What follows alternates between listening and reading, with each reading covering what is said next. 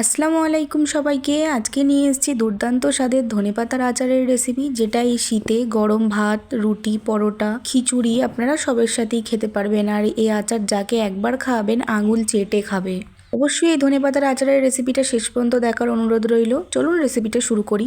এখানে নিয়েছি আমি কিছুটা পরিমাণ ধনেপাতা, যেগুলোকে ধুয়ে তার শিকড়গুলো ফেলে আমি কিছুক্ষণের জন্য রোদে একটু রাখলাম যাতে পানিটা পুরো ঝরে যায়। এদিকে নিয়েছি কিছুটা পরিমাণ তেঁতুলের মধ্যে এবার কিছুটা পরিমাণ আমি গরম পানি দিয়ে দিচ্ছি। এখানে কিন্তু গরম পানিটাই ব্যবহার করতে হবে। গরম পানি ব্যবহার করলে কিন্তু তেঁতুলের কাতটা খুব ইজিলি বার হয়ে যাবে। এবার আমি হাতের সাহায্যে একটু চেপে চেপে তেঁতুলের কাতটা বার করে নিচ্ছি। তেঁতুলের কাতটা বার করে যে দানাগুলো ছিল তেঁতুলের, সেগুলো সব ফেলে কাতটাকে ছেঁকে নিয়েছি। এদিকে বানাচ্ছি একটা মশলা, এটা হচ্ছে আচারের মশলা। এটা কিন্তু আচারে দিতেই হবে। এখানে নিয়েছি 1 চামচ মতো 5 ফোড়ন, কালো সর্ষে, আর নিয়েছি হলুদ সর্ষে হাফ চামচ করে, আর নিয়েছি 3টে শুকনো লঙ্কা। এবার এইগুলোকে তাওয়ার মধ্যে দিয়ে হালকা ড্রাই রোস্ট করে নেব। খুব বেশি কিন্তু এটা ভাজার দরকার নেই, হালকা একটু লালচে মতো হয়ে আসবে। তারপরে আমরা এটা নামিয়ে নেবো একটা প্লেটের মধ্যে। তারপরে একটা মিক্সিং জারের মধ্যে যে মশলাটা আমরা বানিয়ে রেখেছি সেটা নিয়ে নেব, কারণ এটাকে আমাদেরকে এবার একটু মিক্সারের মধ্যে কুটে নিতে হবে। এটা কিন্তু খুব মিহিভাবে কোটার দরকার নেই, এটা হালকা দরদরা মতো থাকবে, এইরকমভাবে কুটতে হবে, তাহলে কিন্তু আচারটা খেতে আরও ভালো লাগবে।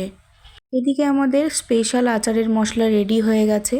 এবার এদিকে যে আমি ধনেপাতাগুলো রোদে রেখেছিলাম যাতে পানিটা ঝরে যায়, ধনেপাতাগুলো পানি ঝরে গেছে। এবার গ্যাসের মধ্যে একটা তাওয়া গরম করে ধনেপাতাগুলো দিয়ে দেবো।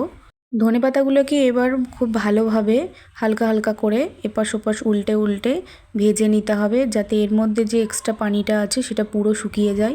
ধনেপাতাগুলোয় কিন্তু কোনো পানি থাকা যাবে না, আমাদেরকে এপাশ ওপাশ উল্টে পুরো পানিটাকে শুকিয়ে নিতে হবে ধনেপাতা থেকে।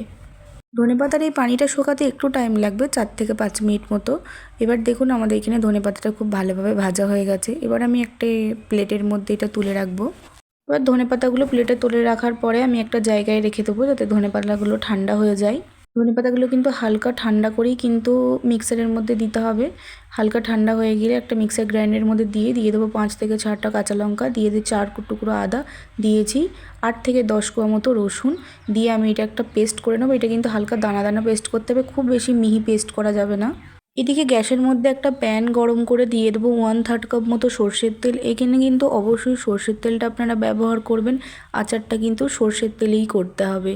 তেলটা হালকা গরম হয়ে গেলে দিয়ে দেবো কয়েক কোয়া রসুন। আমি এখানে 7 থেকে 8 কোয়া মতো রসুন দিয়েছি। এখানে এবার রসুনটাকে লো ফ্লেমে আস্তে আস্তে করে ভেজে নিতে হবে। রসুনটা হালকা ভাজা হয়ে গেলে দিয়ে দেবো তেঁতুলের কাত, যেটা আমরা বার করে রেখেছিলাম সেটা। এবার তেঁতুলের কাত দিয়ে আমরা হালকা হালকা করে ওটা নাড়াচাড়া করব। এটা কিন্তু একটু সময় নিয়ে করতে হবে, কারণ তেঁতুলের কাদের মধ্যে অনেকটা পরিমাণে পানি আছে, পানি থাকলে কিন্তু আচারটা নষ্ট হয়ে যাবে। এবার কিছুক্ষণ জাল করে নিয়ে দিয়ে দেবো আচারের মশলাটা, যে আচারের মশলাটা বানিয়ে রেখেছিলাম সেখান থেকে 3 চামচ মতো আমি আচারের মশলা দিয়ে খুব ভালোভাবে মিশিয়ে নিচ্ছি। মেশানো হয়ে গেলে এবার দিয়ে দেবো পরিমাণ মতো লবণ। আমি এখানে 1 চামচের থেকে একটু বেশি লবণ ব্যবহার করছি, আপনারা আপনাদের স্বাদ মতো দেবেন। এবার উপরে যখন তেলটা ভেসে উঠবে দিয়ে দেবো মিক্স করে রাখা ধনেপাতাটা দিয়ে খুব ভালোভাবে এবার আমি তেঁতুলের কাদের সাথে মেশাবো। আপনারা যদি এই আচারটা সারা বছর রেখে খেতে চান, তাহলে এই টাইমে অবশ্যই একটা ছোট চামচের 1 চামচ মতো ভিনিগার অ্যাড করে দেবেন, তাহলে আচারটা সারা বছর থাকবে। এবার গ্যাসের ফ্লেমটা অফ করে দিয়ে আমি আচারটাকে খুব ভালোভাবে মিশিয়ে নেব। মিশিয়ে নিয়ে আচারটাকে ঠান্ডা করব। ঠান্ডা করে নিয়ে আমি একটা কাঁচের বয়ামের মধ্যে এটা ভরে রাখবো। আমার রেসিপিটা যদি আপনাদের ভালো লেগে থাকে অবশ্যই আমার চ্যানেলটাকে সাবস্ক্রাইব করে দেবেন, লাইক করবেন এবং কমেন্টে জানাবেন আপনাদের কেমন লাগলো। এবার উপর থেকে কিছুটা পরিমাণ সর্ষের তেল গরম করে তেলটা হালকা ঠান্ডা হয়ে গেলে আচারের মধ্যে দিয়ে দেবো। এবার এই আচারটা আপনারা রোদে না দিয়েও অনেক দিন মতো রেখে খেতে পারবেন।